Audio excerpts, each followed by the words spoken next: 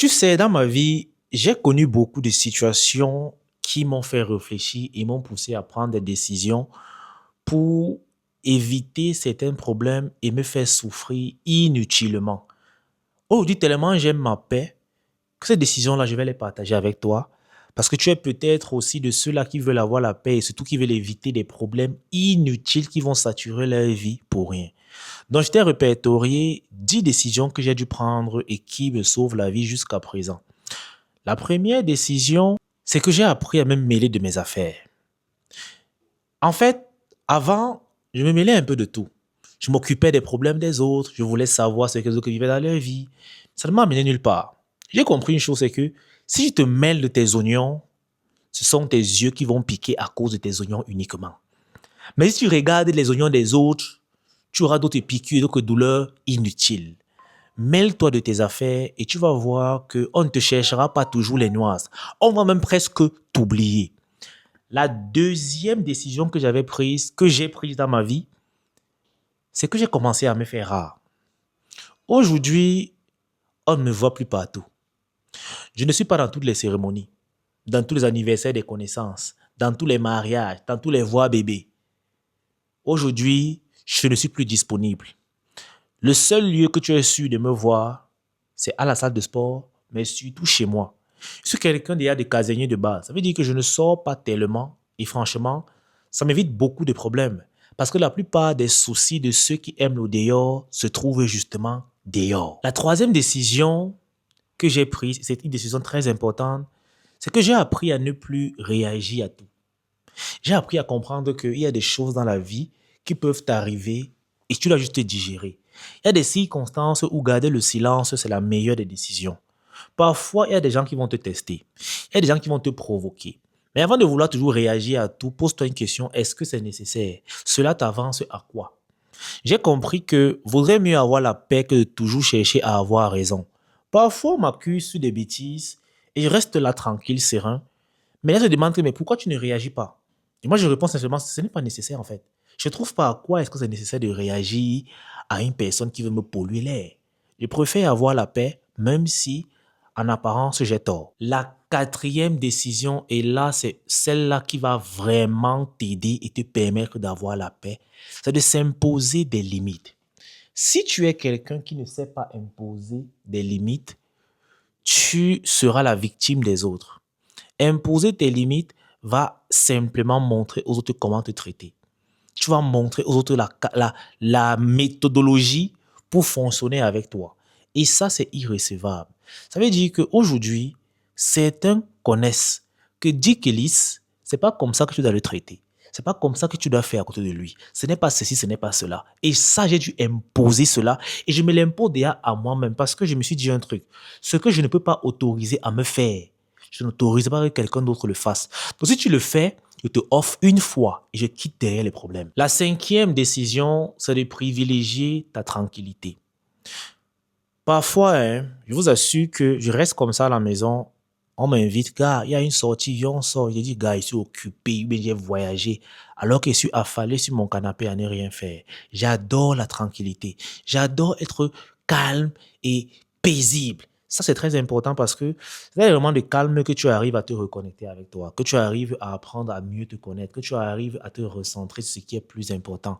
Donc, les gars, privilégiez la tranquillité, ça vous sera vraiment bénéfique. La sixième décision que j'ai prise et qui m'a vraiment protégé, c'est que j'ai commencé à éviter de me confier à tout le monde. Je vais vous dire une vérité. Apprenez à garder vos peines et vos faiblesses pour vous. Du moment que tu te confies, ceux à qui tu te confies ont les clés de te détruire. Pourquoi? Parce qu'ils connaissent désormais ton talon d'Achille. Ils savent où toucher pour faire mal. Supposons que ta relation va mal et toi tu portes ça, tu pas dit à un pseudo-ami qui peut-être calcule ta copine.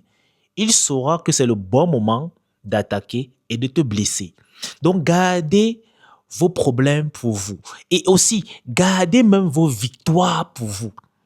Que ce soit en bien comme en mal, évitez vraiment de vous confier. Et la décision numéro 7, justement, est presque liée. J'ai appris à restreindre mon cercle d'amis. J'ai compris une chose fondamentale. Vous serez nombreux à ne pas être d'accord avec moi, mais aujourd'hui, l'amitié, c'est juste une transaction. Plus tu as des amis, plus tu es exposé. J'ai l'impression que ce sont ceux qui sont plus proches de toi qui sont tes véritables ennemis. Moi, j'ai fait confiance à plusieurs personnes dans le passé, j'ai toujours été déçu. Et moi, je suis quelqu'un qui ne sait pas être hypocrite. Ça veut dire que si tu es mon ami, je te considère vraiment comme tel. Mais au final, je me suis toujours rendu compte que je n'étais que là pour être utilisé par certains et ensuite jeté. Donc, du coup, à chaque fois qu'on me jetait, je me ramassais dans la poubelle et je me nettoyais. Sauf que j'ai dit, OK, dorénavant, je pose des limites. Aujourd'hui, j'ai des connaissances, mais les amis, franchement, je n'en ai pas. Il n'y a personne qui peut dire qu'il connaît, dire qu'il lit sur le bout des doigts, qui connaît mes secrets, qui connaît. Non. Cette personne n'existe plus. J'ai mis une barrière à cela parce que j'ai compris que c'est une grosse faille. C'est toujours mieux de connaître qui sont tes ennemis. Parce que tes vrais amis, eux, ils font parfois semblant. Parfois, ils jouent un rôle. Et après, le moment venu, ils vont te poignarder dans le dos parce que tu es distrait. Tu crois que tu as des amis. Donc, il faut restreindre vraiment votre cercle d'amis si vous voulez être dans la paix et surtout être préservé. Aujourd'hui, on entend les empoisonnements et tout, ça ne vient jamais de loin. C'est toujours l'ami qui empoisonne son ami. Et la huitième décision va toujours dans le même sens. C'est que j'ai arrêté d'amener tout le monde chez moi. Je vous assure que actuellement, les seuls qui viennent vraiment chez moi, c'est peut-être les techniciens qui doivent travailler et la famille. Et même la famille, je ne reçois pas les visites tout le temps. C'est-à-dire, quand tu veux arriver, tu m'informes et je te programme. Mais les étrangers, que ce soit les connaissances et tout, vous ne venez pas chez moi. En fait, je considère le chez moi comme un temple, comme le summum de mon intimité. Et mon intimité, c'est pas tout le monde qui a accès. Pour avoir accès à mon intimité, tu dois vraiment être un proche. Et je vous le garantis, même quand la famille arrive, ils se contentent de rester au salon. Ils vont pas commencer à fouiller dans les chambres et tout. Non, ils sont encadrés. Arrêtez d'amener tout le monde chez vous. Il y a des gens qui vont venir, ils vont peut-être voir votre niveau de vie, votre style de vie, ils vont commencer à vous envier. Et de cette envie va naître la jalousie. Ou bien quand il va arriver, il va remarquer certaines petites failles et après, il va organiser par exemple un braquage parce qu'il sait exactement ce qu'il faut prendre et tout. Évitez d'amener tout le monde chez soi. Je ne parle même pas de ceux qui viendront mettre des fétiches chez vous pour vous détruire. Oui, c'est parfois vous-même qui donnez accès aux autres à votre intimité et plus tard, vous vous plaignez que vous ne dormez pas parce que on vous rend visite la nuit. Alors que c'est ton invité qui est venu créer le désordre dans ta vie. La neuvième décision que j'ai prise dans ma vie, c'est que j'ai compris que je devais arrêter de compter sur tout le monde. En fait, moi aujourd'hui j'ai un principe simple. Je préfère être surpris qu'être déçu. Ça veut dire que je n'attends vraiment rien des autres, rien de grand. Et le simple fait d'avoir pris cette décision m'a permis de devenir plus fort, m'a permis de travailler plus dur, m'a permis de compter d'abord que sur moi. En fait, de compter d'abord sur Dieu et ensuite sur moi. Ça veut dire que si je suis dans une difficulté et que quelqu'un peut m'aider, tant mieux. Mais je ne m'attends pas à ce que quelqu'un m'aide systématiquement quand je suis en difficulté.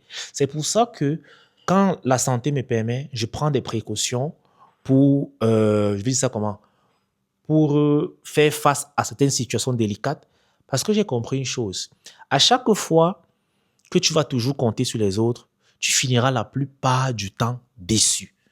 Et parfois même, ce sont des déceptions tellement flagrantes que tu peux avoir du mal à te réveiller. Pour la 10e décision, c'est une décision que, franchement, quand tu vas prendre ça dans ta vie, tu vas sentir un poids qui va quitter ton corps. C'est d'arrêter d'être influencé par la vie des autres. La plupart du temps, moi, je vois des gars, parce que tu réalises que ton petit frère en âge a plus de succès que toi, tu commences à te prendre pour une erreur. Tu commences à croire que tu es négatif. Tu commences à te frustrer. Parce que tu vois la vie des réseaux, comment les gars te disent que non, ils ont ouvert les boutiques à 40 millions et tout. Toi, tu as l'impression que en fait, tu n'avances pas. Et pourtant, tu avances. Tu ne connais peut-être pas les réalités de la vie de ces gars. Il faut comprendre une chose, même si eux, ils ont atteint le succès et toi, pas encore, Il faut comprendre que chaque saison vient à son tour. Tu ne vas jamais voir l'automne se mélanger avec l'hiver. Chacun a sa période. Juste crois en toi, continue de travailler. Même si les résultats sont lents, c'est quand même des résultats. Et quand tu vas arrêter de regarder la vie des autres et te comparer, tu vas réaliser à quel point la vie vaut la peine d'être vécue.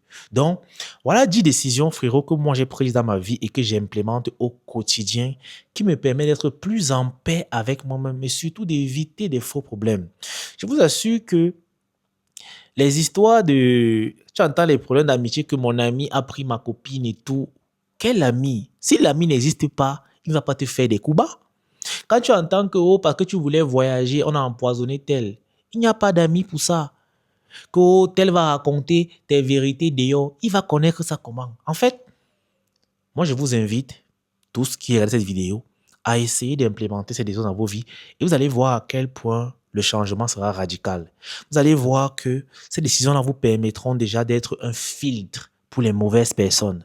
Et les gens vont commencer à vous détester pour ça. On va dire que tu as changé. On va dire que tu es devenu insolent. Tu es devenu arrogant. Mais c'est ce qu'il faut. En tout cas, j'espère que cette vidéo t'a plu et surtout que tu l'as regardée jusqu'à la fin. Abonne-toi, like la vidéo. Et surtout, frérot, laisse-moi te dire que le site de ma marque est de nouveau disponible. Donc, si tu veux soutenir Dick Elise ou bien si tu veux participer au concept de la virilité, si tu as les moyens, frérot, fais un tour sur le site et chope-toi un accessoire viril. Ça va toujours aider pour propager le concept. Parce que je suis persuadé que chaque homme sur Terre doit être viril ou mourir en essayant. C'est ça ou rien. Peace out, les gars. On est ensemble.